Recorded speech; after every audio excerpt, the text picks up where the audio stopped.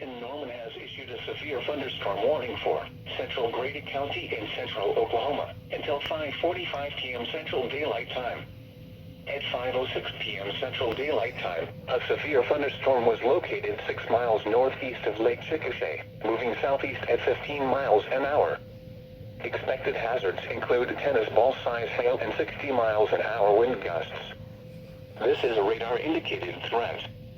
The following impacts are expected. People and animals outdoors will be injured. Expect hail damage to roofs, siding, windows, and vehicles. Expect wind damage to roofs, siding, and trees. Locations impacted include Chickasha, Minco, Amber, Pocasset, Middleberg, Tabler, and Ninnekah. The storm is producing large hail.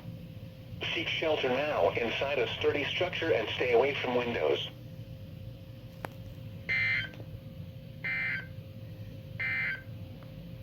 A severe thunderstorm warning remains in effect.